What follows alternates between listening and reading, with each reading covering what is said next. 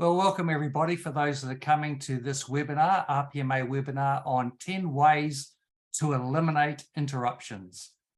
And like most webinars, we'll just give it a few minutes for people to come on board.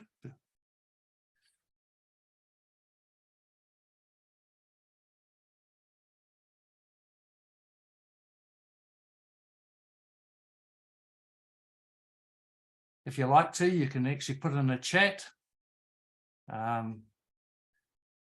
There'll also be question and answers, which I'll explain again, that you can actually, as we go through the webinar, please do not hesitate to put in a question at any time.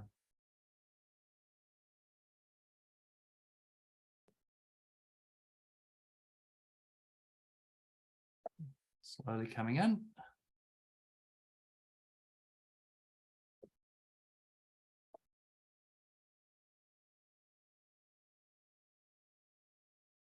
Welcome to the webinar. Just give it another few seconds for a few more to come in.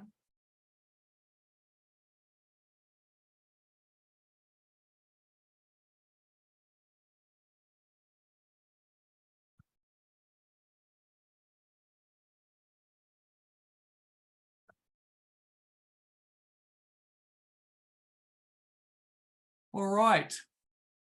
Welcome everybody to this RPMA webinar, 10 ways to eliminate interruptions.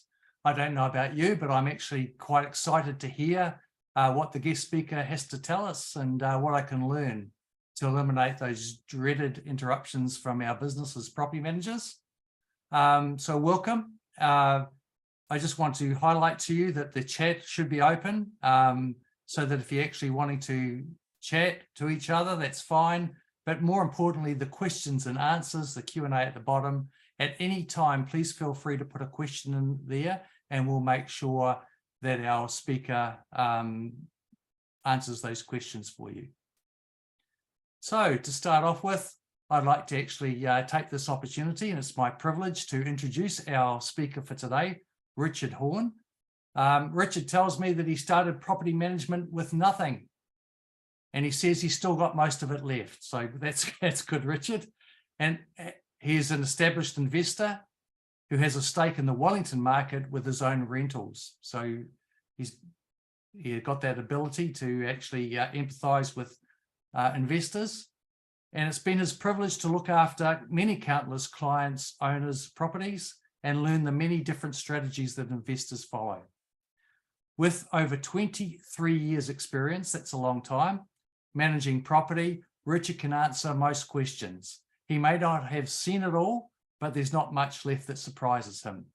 If you go to his website at Manage My Property, you'll see that he calls himself the Fearless Leader. So welcome, Richard, and thank you for making yourself available to do this webinar for us.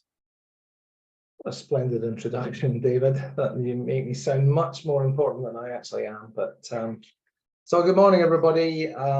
It's good that you've tagged along today. I'm hoping that I can give you a few pointers. I've trained a lot of property managers over the years, and I've seen a lot of things repeatedly happen as they go through the process. So some of you may empathize with those difficulties. I find that the biggest thing, the one thing really that most property managers struggle from is there's not enough time in the day. It's just there are not enough hours, there's not enough minutes, it's a never-ending to-do list.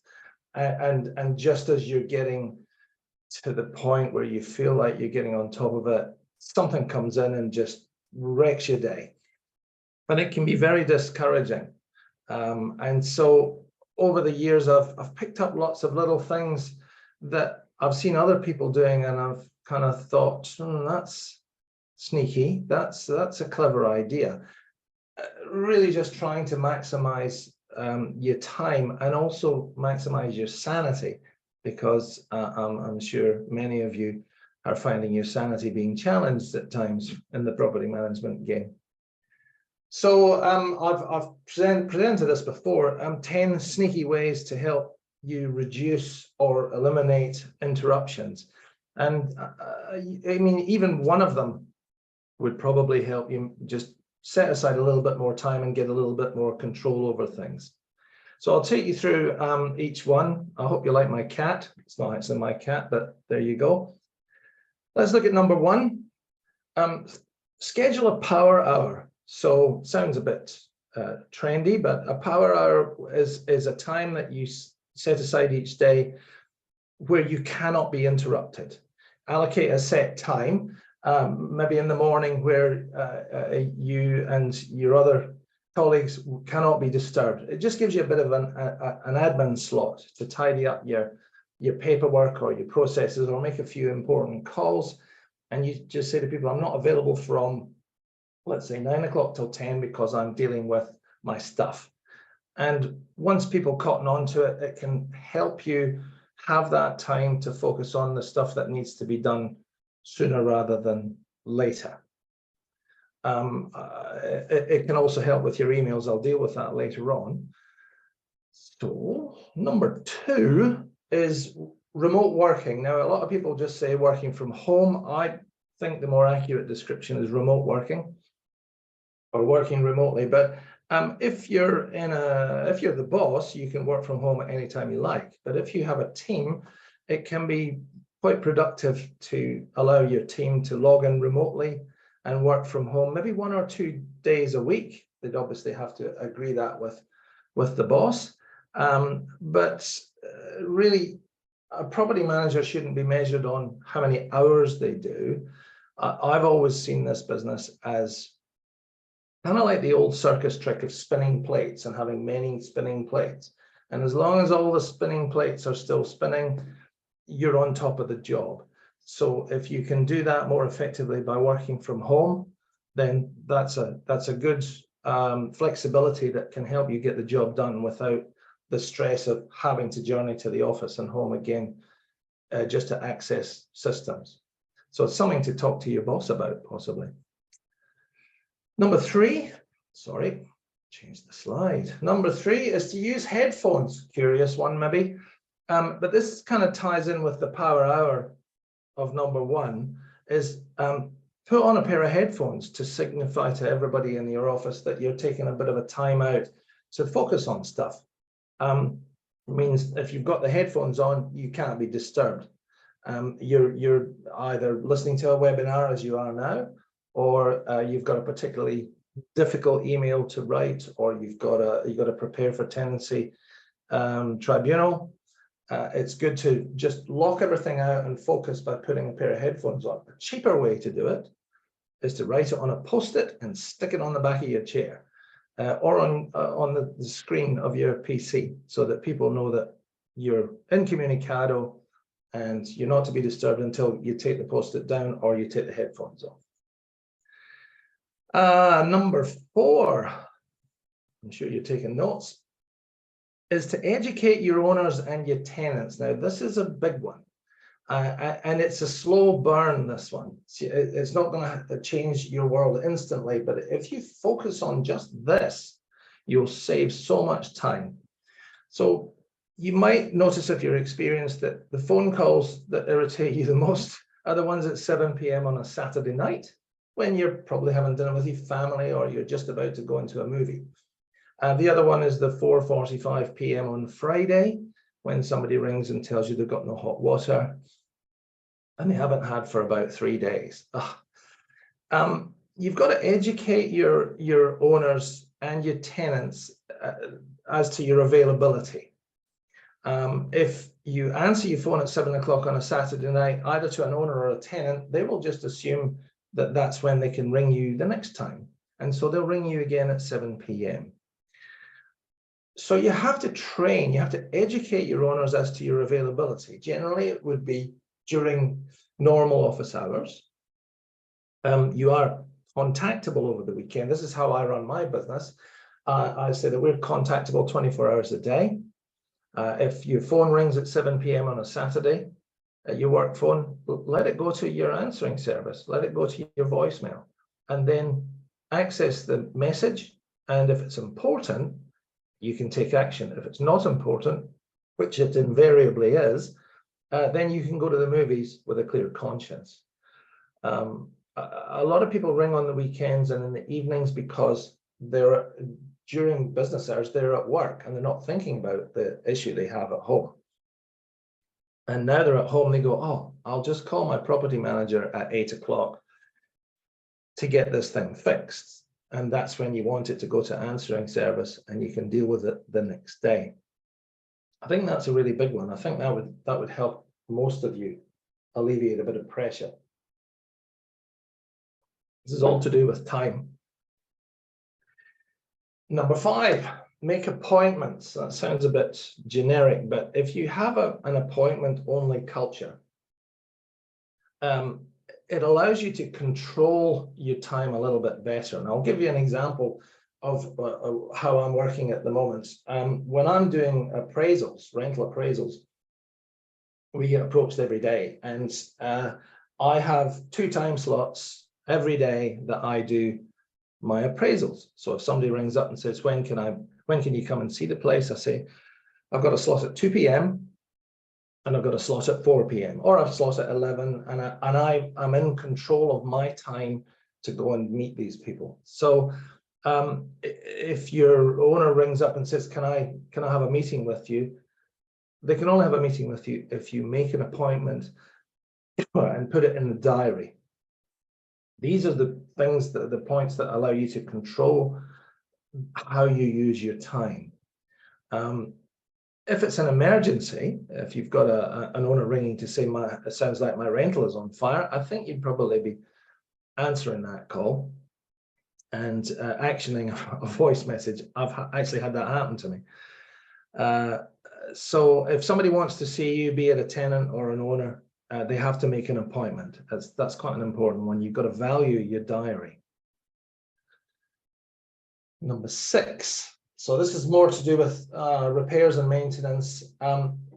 Make sure that you get your repairs or maintenance requests in writing, as in by email or possibly by text. You want to have evidence that they've actually asked for something to be done. Applies exactly the same to owners. You make sure that you get requests in writing rather than just a quick phone call saying, could you fix that thing? If you miss that, you can end up being in a sticky situation where you've either missed the job or you've actioned work which you actually didn't have the authority to do on behalf of the owner. So a good idea is to make sure that everything is done in writing and is as clear as a bell for you, and make sure it's saved in the property diary or the tenant diary so that you can locate it if you need to. Rocking and rolling here. Number 7, one of my favorite ones. Make sure your property ads are detailed. So I guess most of you will empathize with this. You're doing a viewing Saturday morning. You've got 3 or 4 people have come to view a place which is a 3-bedroom house, which you've advertised as a 3-bedroom house, and those people have come to see it because it is a 3-bedroom house, and they ask you how many bedrooms it is. You just have to despair that that people ask these questions, but they do. How much is the rent? It's in the advert. Does it take pets? It says in the advert that it doesn't. Does it come with whiteware? It says it in the ad. If you make your ads clear, we tend to use bullet points to list the various features of a rental property that we're advertising. And they will still come to your viewings and they will still ask you these questions. So make sure that your property ads, available property ads, are detailed, that they actually reference the Healthy Homes standards, and you've filled in all the listing points. How many bedrooms? Does it have parking? Does it have a garage? When is it available? How much is the rent? You've got to have all of that in your adverts, or you will find your time taken up answering those questions. Number 8, start early, leave early. Now, this will be an alien one for you because lots of people just keep starting earlier and earlier and finishing later and later. And that's a stressor. That's where you get your stress from. It could be a good idea to come in early, but you've got to leave early as well and look after your own sanity. You might be able to negotiate with your boss, if you're in that position, to come in at, say, 7 a.m. and get a couple of hours at the start of the day uninterrupted by, well, phone calls and colleagues.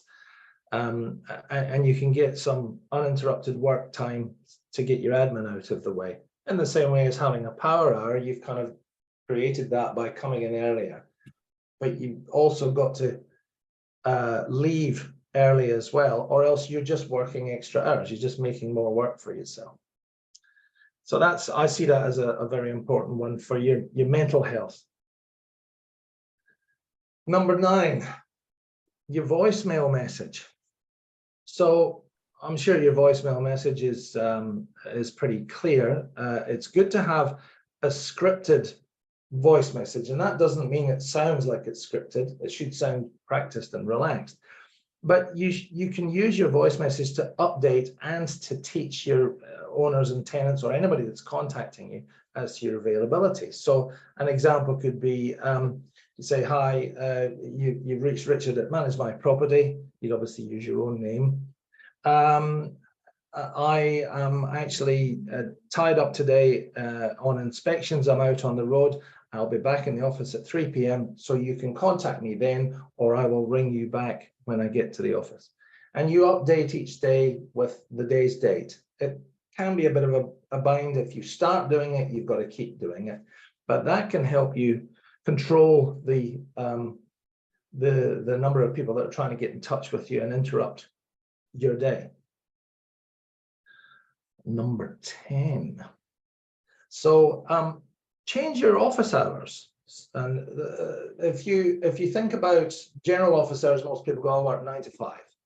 So you could change your office hours. A lot of people think that property managers start at 8 a.m. and seem to think that we finish at 10 p.m. and that's a little unfair. But the general consensus is 9 to 5. If you changed 9 to 5 to 10 till 4, and you broadcast that through your website or just educating your owners and your tenants, as I said in number 4, you've created 2 hours at the beginning and the end of the day that you can work uninterrupted. People can ring before 10, they get a message saying, we open at 10.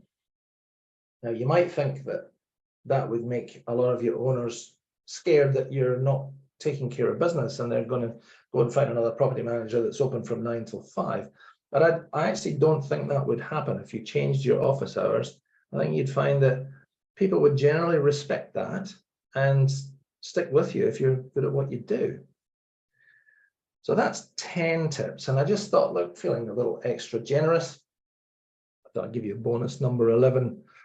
So this is directly aimed at emails. As we all know, the email inbox is just filling up all the time. It's doing it right now while you're listening to me, sadly. So 2 ways that I've found quite effective in managing how you deal with your emails.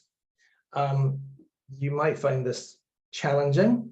So I'll give you both ways. The first way is don't open your emails. Don't look at your emails until 10 a.m. Deal with the old business first. Deal with the things that you need to get rolling that day. And don't even look at your emails until 10 a.m. And certainly don't look at your emails while you're heading for work and trying to get ahead of the day, because they will just rule your day. So tell people, I don't look at my emails till 10 a.m. I'll get to it then. And you'll find that you've created a little bit of slack in the morning. Another way to do this is, again, to broadcast. I only check my emails at 10 a.m. and 3 p.m. Now, you can do it 3 times in the day, 10, 12, and 2, or whatever suits you. But just broadcast to people, look, if you've emailed me, I won't look at it until 3 p.m.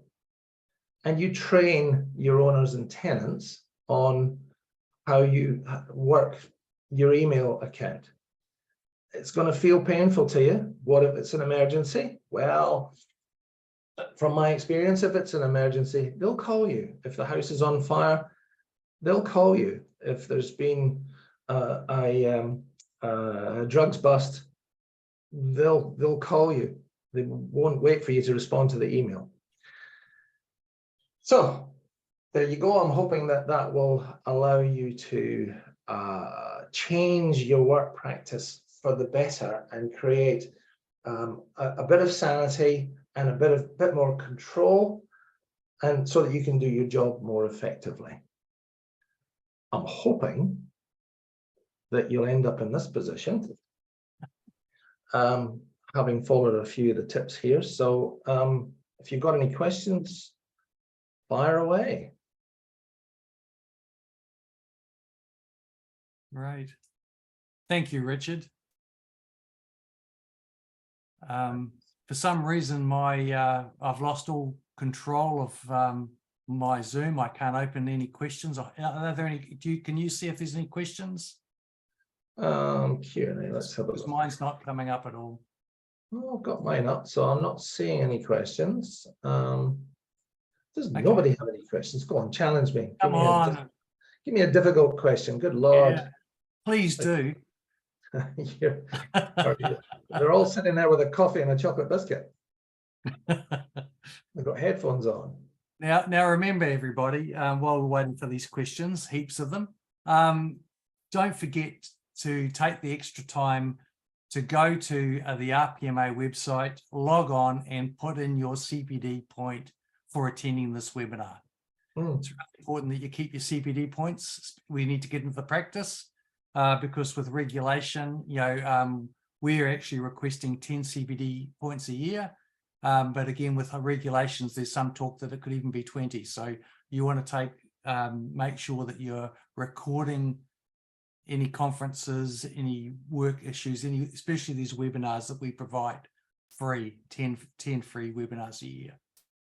But I don't see any, unless I'm still having technical difficulties. I still can't see any questions. I'm looking at Q&A and I'm not seeing it. So nobody's got any questions. Come on, guys, you must have. You must have. There's a little trick I've found very useful, Richard, that I'll share while we're waiting. And that is that I have this saying, sorry, I have an appointment then. I don't need to know what the appointment's for. It might be just to have lunch. It might be to go and pick up my grandchild from school. But I never have anyone question it. They say, oh, okay, then what suits? And here we go. We've got the questions starting to come in, which is great. Yeah. So let's have a look at this. How have most, this is anonymous attendee. I didn't know you could do it anonymously. So you must have something to hide. That's good. How have most of your clients found the change in email hours? Well, most people are not really that aware of it unless they ring up. Happened yesterday. Somebody said, did you get my email? And I said, I don't check my emails till after 10. And they went, oh, okay. They weren't really that worried. I haven't had any serious backlash. Try it is what I would say. It's going to depend on what your owners and tenants are like. But once you've taught everybody, including your team, that you don't tackle emails till 10 o'clock, they eventually get the message. It takes a while. I hope that's answered it. And what's this one from Ella? Apologies, however. What is the process to record CPD points? David, over to you. Right. Well, if you go to rpma.org.nz, you should have the ability as a member to log on. Again, if you can't, you just contact email admin@rpma.org.nz and we'll send you a PDF flyer of how to actually reset your password. And you go in there and just click on CPD points when you've logged in, and it'll give you the opportunity to add CPD points. It's really important to do that. We've got to get into the habit of doing that as a professional industry to make sure that we actually qualify for licensing every year. That's the future. So we're embracing that at RPMA now. Certainly, if you attend the RPMA conference in September, which is coming up, you'll get at least 6 CPD for attending that. So again, it doesn't take much to get our 10, but there is some talk that, as I say, it could be up to 20, which would be a bit frightening. So again, sorry if it's not clear, just contact Micah at admin@rpma and we'll send you a PDF flyer of how to get onto your website. Otherwise, if you can get on there, update your information. Please, another thing, please make sure that you're actually showing or being advertised as a property manager in your region. Here's a great opportunity to actually get some business. I'm surprised that some people don't take that opportunity, but again, if you're wanting to know about that, just send an email to the admin and we'll get that sorted out for you. You got that question there from Margot? Margot, did you answer that one? Yes, I'm just doing that now. So yes, to address that, when staff want to adhere to your policy, they don't have to adhere to it. It's an option. It's just something that you can suggest to your team. And different people do things in different ways, as we all know. So you can lead a property manager to water, but you can't make them drink. So, you know, some of my team in the past have said, I can't do that. What if it's important? And some of my team have said, actually, that works. So if it works, do it. If it doesn't, don't.